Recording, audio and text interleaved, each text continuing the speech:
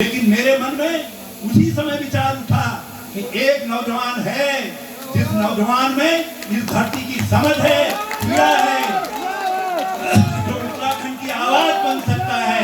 मैंने कहा क्यों ना ट्रायल कर रहे हैं, और हमारे साथियों की कृपा है कि सब लोग सहमत हो गए, पार्टी की लीडरशिप सहमत हो गई और जो है इनको उम्मीदवार बनाया। और तो छोड़िए, इनको याद नहीं होगा, मुझको याद है ये उत्तराखंडी टोपी, ये मेरे पास हल्द्वानी में लेकर के आए, उसमें बीच में वो सब बना हुआ था।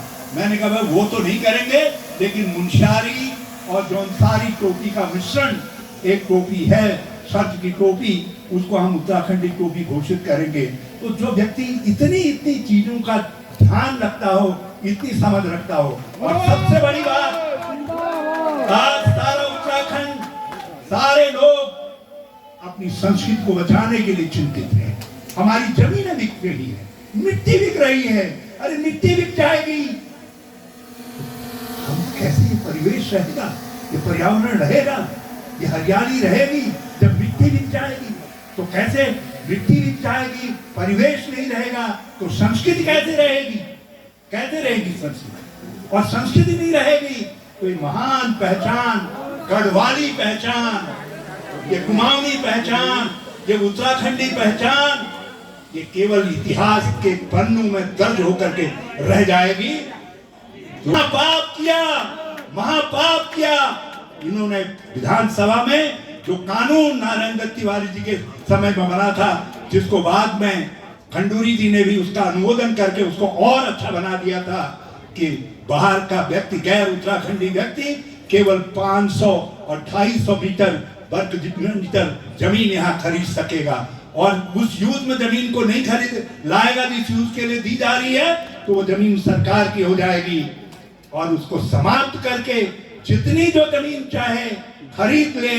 जब उसका कानून लेकर के आए, सारे प्रतिबंध हटाने का काम लेकर के आए, तो ये नौजवान, ये बद्री केदार का सेवक, केदारनाथ जी का सेवक मनोज था जो उठा, जिसने इसका विरोध करने का काम किया। मैं आज उन सारे लोगों से कहना चाहता हूं जो संस्कृति को लेकर के चिंतित हैं और दूसरे हक हकूक आदि को लेकर के चिंतित हैं, उन सबसे कहना चाहता हूं कि आज उठो, ये मौका है इस सरकार को एक जबरदस्त सबक सिखाने का, इनको बताने का कि तुमने जो किया है हम सब समझते हैं। एक केदारनाथ की कांग्रेस की जीत हम ये समझ लेंगे, आपने हमको 2022 में सत्ता दे दी, और हमारा विश्वास मानिए, हम सारे लोग एकजुट होकर के, सब एक प्राण होकर के लड़ेंगे, और 2027 में आपको फिर से कांग्रेस की सरकार देंगे, और ये सारी चीजें जो आज बिगाड़ करके रख दी गई है उनको सुधारने का काम करेंगे। आप रास्ता बनाए, आपने बद्रीनाथ में रास्ता बनाया। मैं इस महान गढ़वाल की जनता को, जनता जनार्दन को प्रणाम करता हूं, नमन करता हूं, और अब आप केदारनाथ में भी हमारी मदद कर दीजिए, हमको ताकत दे दीजिए। हमारे पास साधन नहीं है, हमारे पास कुछ नहीं है, हमारे पास केवल है तो एक मनोज रावत की ईमानदारी और उत्तराखंड की समझ है। तो ये भाजपाई तो सबके साथ विमान की करते।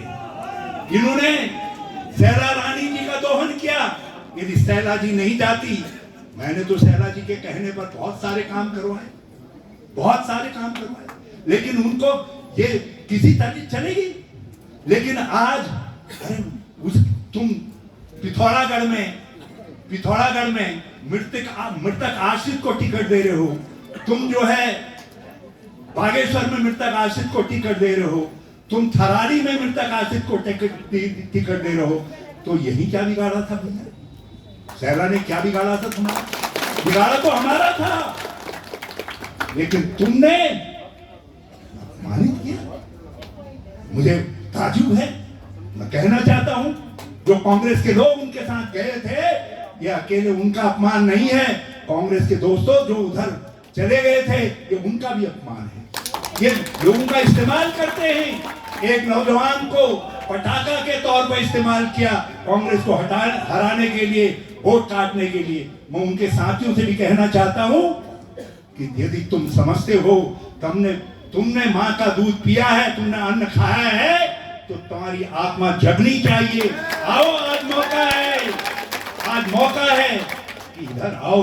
मैं हाथ जोड़ करके इस कांग्रेस परिवार की तरफ से कह रहा हूं, जितने भी लोग पुराने इधर उधर चले गए, किसी तरीके से चले गए, जिनका कभी हमारे साथ संबंध रहा, वो शैला के साथ गए, किसी और के साथ गए, उन सब से मेरा आग्रह है, आज आइए, हम सर माथे पर रखते हैं और मिल करके लड़ेंगे। हमारे अपमान का भी बदला लेंगे और अपने अपमान का भी बदला लेने का काम। आज बहुत सारी बातें